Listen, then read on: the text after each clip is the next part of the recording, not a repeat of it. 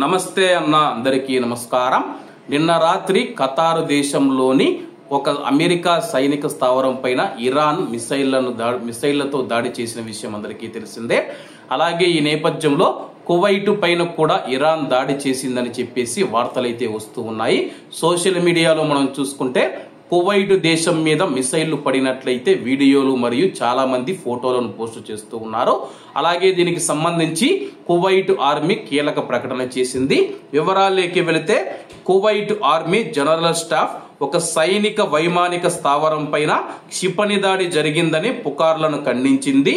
Kuwait సార్వభౌమాధికారం యొక్క భద్రతకు Kuwait army హామీ ఇస్తూ ఉంది.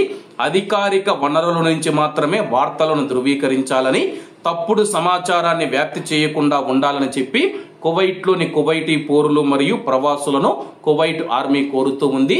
ప్రస్తుతం ఇరాన్ దేశం నుంచి ఒక్క క్షిపణి కూడా కువైట్ అమెరికా స్థావరం పైన ఎటువంటి దాడి చేయలేదని చెప్పేసి, దయచేసి సోషల్ మీడియాలో వచ్చే వార్తలను మీరు నమ్మవద్దని చెప్పేసి కువైట్లోని కువైటీ పౌరులను మరియు ప్రవాసులను అయితే కువైట్ ఆర్మీ అయితే కోరడం జరిగింది.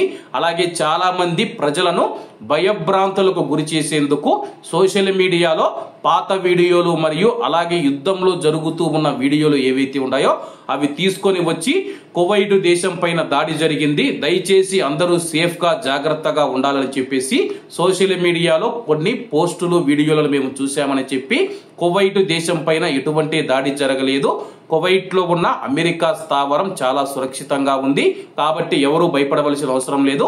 అలాగే చాలా మంది మనం చూసుకుంటే ఇరాన్ కీలక ప్రకటన చేసింది, మేము అమెరికా స్థావరాల పైన మేము దాడి చేసినా కానీ ఆయా దేశాల్లో ఉన్న ప్రజలకు ఎటువంటి హాని చేయమని చెప్పేసి ఇరాన్ ప్రకటించిన విషయం అందరికీ తెలిసిందే.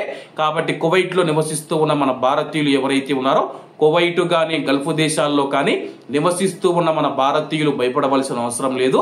అలాగే మీరు ఎవరైతే ఉన్నారో సోషల్ మీడియాలో వస్తూ ఉన్న వార్తలను అవి నిజమా కాదా అని చెప్పేసి ఒక్కసారి అయితే ఆలోచించండి.